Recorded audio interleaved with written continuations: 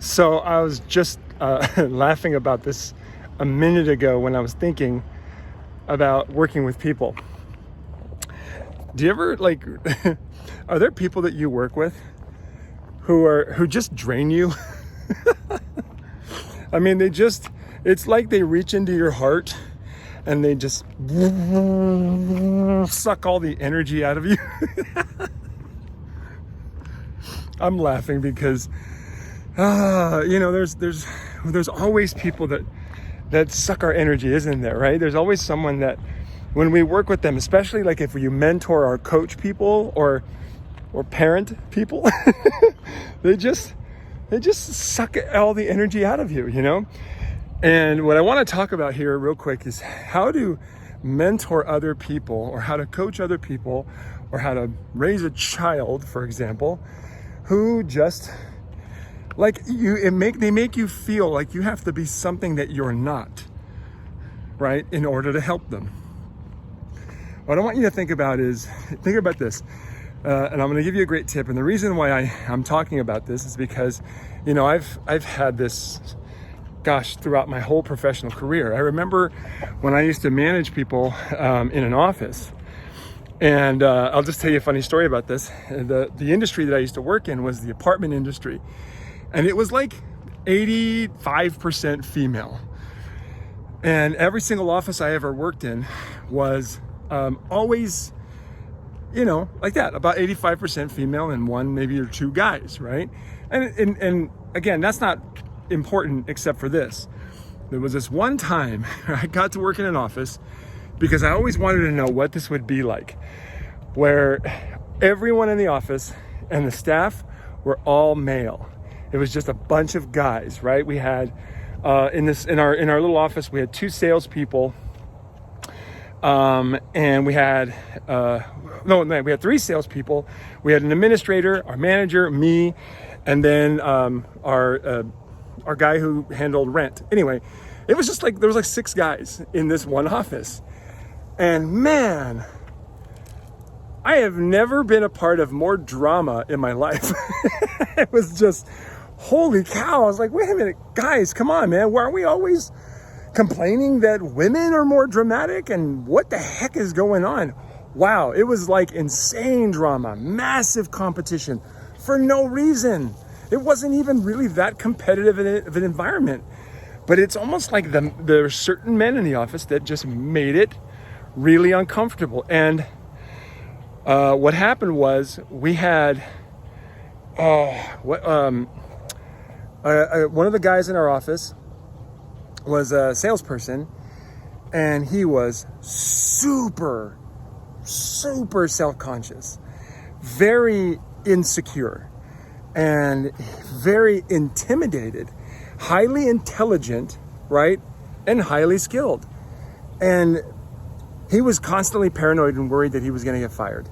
I just remember this constantly. And I kept wondering, dude, I would try to coach him and support him because at the time I was the assistant manager, and he was always worried about our manager. Anyway, long story short, every time I worked with him, he was always so disconnected and fearful. And I could never just get him to just open up and just talk, just tell the truth, man. Because he was always worried that something bad was going to happen. Do you ever have people like that? They're so caught up in something bad happening that they don't let you in to give them support or advice or ideas or tips or whatever. And it ended up being a very toxic environment to work in because of his paranoia. He was so fearful, and that anything our manager would do, even slightly, he would take it to an extreme level. So much so that they even had to pull our manager into HR to have a conversation because this dude in our office was writing to his HR representative complaining. And it's just, it just became super toxic. So how do we solve this solution? For me, in working with people that are not, ultimately, lining up with what we're trying to do, I've learned how to get better at it. And this experience with this guy was a very good teacher for me. And I want to teach you this right now. How do you do this? How do you shift this? Well, the first thing you got to do is remember that who you are is infinitely unique and cannot be duplicated. That's important to remember because that means that the people that you are working with are also infinitely unique and cannot be duplicated. That means that they're not like you. Maybe they're similar to you. Maybe they have similar goals or dreams, but they're not like you. They're different. And so what you have to first do is check your expectations or your visions or decisions about who they are at the door, because it's not going to help you. What is going to help you is for you to remember who you are and always stay who you are through everything you do. It's important that if you're going to mentor people, that you love who you are so much and you are so clear about who you are, so clear who you are, that you're not willing to change it. You see, if you personally see your value at a very high level, like the value of being who you are at a very high level, you're never going to allow anybody to do that. So you stay who you are, right? You first make that commitment. I will never change who I am for anybody. And then you make the shift. I will stay who I am for everybody, right? I will stay who I am for everybody. So what you're going to do is you're going to first make the commitment before you mentor or coach with anybody is say, I'm going to stay who I am for you today. And how you do the next part is simple. You ask them, where are they? You ask them, what do they want? You ask them, how do they want to get it? And then you ask them, how can I be me in a way that will help you get what you want? When you ask these types of questions, you're already letting them know off the bat, you're not changing. And by doing that, it's going to increase your energy during your training or mentor calls, or even when you're parenting your children. You know what I mean? There's a lot of things you got to do as a mentor or as a teacher or a parent, and a lot of them are extremely painful, but this one right here is a key one. If you can figure out how to love and embrace who you are with everything you do, then mentoring and training other people becomes vastly more easy because you're committed to staying who you are, to be of value to others. And here's why. They are different. That means that you're different.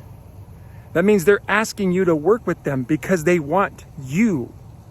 They don't want you to pretend to be them. When you're mentoring or teaching or training or even parenting a child, don't become them. Don't try to. You know what I'm talking about when it comes to parenting children. Holy cow. Sometimes we become children, right? When we get angry with a child who's throwing a tantrum or a fit. And what happens? We throw a tantrum and a fit because we start being them. Be who you are. Be who you are and you won't be drained. It's like the single domino and the whole long dominoes. You know, like dominoes, you just knock down one domino and all the other ones fall. This is the one. Love and embrace who you are so that when you're mentoring people, you understand that you are different and you have something different to offer.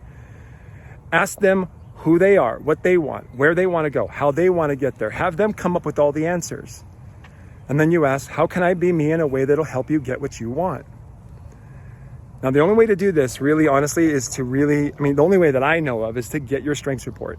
To get your strengths report, get your full 34, know what your dominant domain is, know what your dominant desire is, know how you step by step do things, what you care about, because it's who you are. And when you use your strengths report to love and embrace who you are with everything you do, mentoring, coaching, training, and working with other people becomes vastly, infinitely more easy. And so here's what I want you to do is take the strengths assessment. If you haven't already, go to gallup.com and get your full 34 report. Go get it. It costs $49. So what? I promise you, I'm going to deliver so much more value than that just for you doing that. And one of the things I'm going to give you is a 7-day audio. That's right, 7 days of audios. So you can listen to me in your ears every day for 7 days. Once you've got your strengths report, you're going to have me in your ears. Just go to eddiepvia.com and get those 7 days of audios. And then also the next step, get my book, get my audiobook. It's designed specifically for you to really understand that strengths report. It's not another stupid personality test. It's a step-by-step to be who you are with everything you do. go get that audiobook. You'll find it at my website at eddiepvia.com, plus so many other tools there. You can learn how to work with me privately, one-on-one. You can join my Unleash Your Strengths community, which is on fire right now. It's so good. So many awesome things that are going on. I'm so grateful, so excited to be here. I hope you enjoyed today's video. Now what I'm going to share with you is a clip of me breaking down another person's strengths report.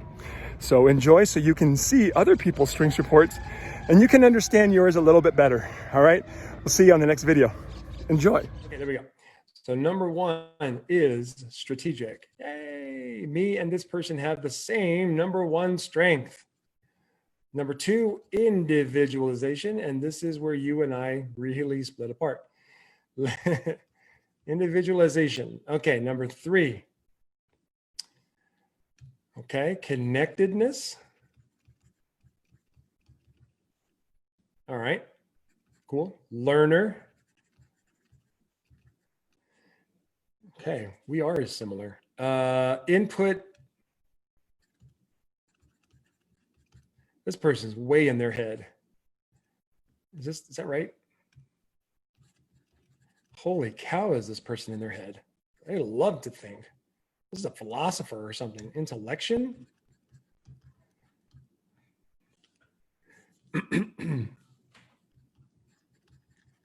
My goodness, I love it. Look at this. This is a reader. This person is definitely a reader. But what do they read about? They read about people, adaptability. This person likes to study people, that's for sure. This person also likes to talk about what's broken with people. They like to study that. Deliberative, and they like to think it over a lot. Look at that, man. Holy cow, this is a thinker. Look at this. This is I'm starting to think maybe this person is a scientist. Okay, so strategic, learner, ideation, intellection. Okay, and then we got individualization, relationship building, connectedness. Oh, I forgot input. Skip that one. Adaptability. Yeah, this person studies people big time. And this person also studies how people do things right and do things wrong. I had to point that out. Okay. My friends, this one, yeah. So if you need someone to get your life in order, this person's good. This person's really good. I wouldn't say they're the best, but they're good. If they had discipline high, if this person has discipline at 11, 12, or 13, then this person is definitely somebody you want to bring in your home and figure things out, but not just like put things in certain places, but also maximize your own, your own health and happiness, right? Really cool. Okay, so 30, consistency. Yeah, see this person does not want to do things on a cookie cutter basis. This person doesn't like assembly line processes when it comes to people. Does not like that. This person is also not interested in being contagiously enthusiastic just to be enthusiastic about things. This person only gets enthusiastic once there's been thought and learning and then connection with people. Then they get enthusiastic. This person doesn't believe in doing things by just being excited, okay? Oh, look at this. Discipline is low. Okay. I guess not then. Discipline is low. And that makes sense because processes, routine, structure is the opposite of who this person is. Then context. Okay. The past, again, there's context again, my friends. You all seeing the pattern? This is what I see every day. Context low. And then harmony. Yeah, this person has the same number 1 and number 34 like me. So let's talk about that real quick. Kathy says, hey, Eddie, how many strengths are evaluated? I'm not sure what you mean by that. Are you asking how many strengths have I evaluated? Or how many possible strengths are evaluated? I'm not sure what you mean, Kathy. Please, if you can clarify your question. Okay, so number 5 is Okay, so what we got? How many? Count them, my friends. 1, 2, 3, 4, 5. 5 strategic thinking. Here, I'll do it in color. That way we can make this easier. All right, 5 strategic thinking. 5 strategic thinking. Oh, was that the question? Oh, thanks, Justin. Appreciate it. I think if that's her question, I'm sorry if I missed that. Okay, and then we've got 1, 2, 3 relationship building. So 3 relationship building. Outcome possibilities. Oh my gosh, out of the full 34, I don't know the exact number, but it's way more than 1 in 131 billion possibilities for each person. I don't know exactly what the actual number is. Maybe there's a statistician out here that can tell me what are the possible combinations of 34. All I know is it's way more than 1 in 131 billion. Okay, that means that the chances of another person having the same full 34 report is higher than there have ever been people on the planet. Okay, so I hope that answers your question, Kathy.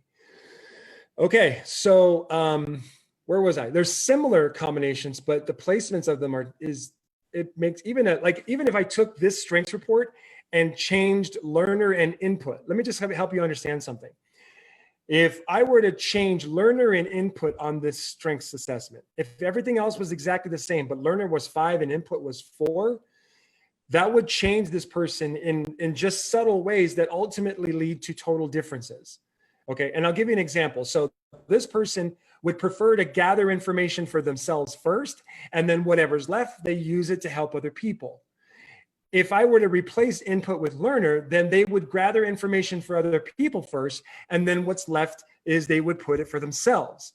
So let me just help you explain this. The difference between a person who gathers information for themselves first and then what's left they help other people is dramatic compared to a person who gathers information for other people first and then themselves. If you think about that, there's a difference, right? So if a person has learner, let's say, like in this situation, let's say if a person has learner 4 and input 5, it's them first and then others when it comes to information, especially if they're a dominant strategic thinker, right? In a whole. But if they're a dominant strategic thinker where input is first and learner is second, then they're thinking about others first and then themselves second. There's 2 different types of people. Do you see what I'm saying? One is a little bit more interested in themselves first and then other people because they believe if they help themselves, then they can help others. Whereas another person believes they can help others better when they help others first and then themselves. Totally different people just by moving one strength here and here, and then everything else is the same. So was that something valuable for you? Did that teach you something really special about how I see people and how I see strengths reports? Right? I could have 2 people with the exact same reports, but move one or the other, and they've become 2 totally different people. Okay. Let's go back. Kathy, these are great questions. I'm curious why you're asking. I want to know what it is you're looking for. Maybe I can help you get those better. Maybe I can help you get that answer better. Okay. So this person here loves thinking in a way that honors their desire to think, learn, create, and connect with the right people. So ultimately, their thinking, learning, and creating is designed specifically to help them connect with people better. This person wants to feel people. This person wants to connect. They want to be a part of something bigger than themselves. But they want to be a really practical part of that. Here's what I mean. Like if you were to bring this person into a group or a team, okay, this person is going to be a highly thoughtful, strategic, and very useful member of the team. But this person is not going to bring fluff. Okay, this person's only going to bring hard knowledge and data, facts, and in a way that honors the unique qualities of those people around them. And they're also very fluid. You know, they can kind of mold themselves to other groups and situations, but they mold themselves not by just being super upbeat and wonderful. This person molds themselves with their information and their knowledge. This person's knowledge is very vast. Okay, vast, very vast, lots of information. And because they have lots of information, they can be, wow, this person can be very understanding towards others. I'm starting to think this person would be a really great counselor. Oh my gosh, yes. Oh yeah, this person would be a fabulous counselor or a coach or a therapist or something like that. This is definitely a person you want to sit in front of and tell of your problems. So this person, yeah, okay. So the biggest problem this person has is having all this information in their heads, or I should say could have. This person could have this problem, which is having all this information in their head with a desire to share it with people. But if they don't have, this person doesn't have some sort of outlet, like a blog or a book to write or a program to create or something like that, then the only outlet for all this information are the people that they care about, hence the relationship building. So what this person would definitely run a problem is giving too much information to people, dumping everything on them because they think other people around them are just as fascinated with their information as they are. And so where this person holds people back is they feel like they got to give it all, dump all that information on them. And that way, they can be more informed about things. Whereas they would be so much better is if they just stopped and asked a person, what do you want to know? What do you want to learn? How can my knowledge help you? A dominant strategic thinker really drops the ball here. This is why whenever I run into somebody with this many strategic thinking strengths, I tell them, you need to write a book. You need to write a book. You need to write a book right now. And it doesn't matter if the world's going to read it or not. You have to have an outlet for all this amazing information that is beneficial to a lot of people, but people won't hear it if you dump it on them. That's not the way people listen. People don't hear by having lots of information dumped on them. They hear by you addressing their problems. So you think of a problem that you know all about, you title that book of that problem, and then you write a book about it, right? So for you, it's probably how people don't see how everything is happening for a reason. That's definitely, you could write a book about that. You could write a book on how people don't see that everything happens for a reason. And your book could be titled, See the Value in the Crappy Things. That would be a great book you could write. See the value in the crap. That's a great book. You need to write this book. If you're listening, I hope you're listening to this, but you got to write a book titled See the Value in the Crap. And you and I both know you could do chapter after chapter after chapter on how this matters, on how people need to see the value in the poor things that have happened in their life. So good. Okay, so Cynthia says, how does restorative fit into this picture? It's simple, right? It's really simple. People of high restorative see what's broken. They see it clearly, what's broken, but they also see what it could be once it's restored. Hence restorative, right? They focus on what's broken. This person doesn't look at things like tools or toys or cars, though. This person looks at people and what's broken inside of them. And this person believes that the best way to help people repair what's inside of them is through knowledge. So this person here ultimately uses their mind. They gather lots of information to figure out the best way to do things. So this person's strength statement was roll like this, the strength story and strength statement. I got to read this because this is awesome. And I want you all to do this for yourself. This person would say, I love to do everything in a way that honors my desire to think, create, learn, and connect with the right people. I do that by first seeing, or I do that first by, and I'm going to start with input here and then work my way down. I first love to gather lots and lots of information for the benefit of other people. And then I see the best way to do things based on all the multiple different ways that I can see in my head. I focus on what is uniquely different about people and what's great about them in a way that I can see how we were all meant to be this way. I gather information to improve who I am and get fascinated and creative with the ideas that come through my mind. And I really enjoy the deep conversations that happen between me and other people who are of high intellectual value. And then I just go with the flow in a way that helps me go towards where I am needed best. I focus on what's broken to bring it back to whole, and I can see the multiple, the pros and cons to everything. And I make sure I go over them to make even better decisions going forward. So that's a really powerful way. This person is going to be deflated when they're asked to do things routinely, structured, or even focusing on the past. And this person's also best if they're not worried about other people's hurting people's feelings, instead just giving them the truth based on this person's knowledge. Okay, that's it. I'm going to stop on that one.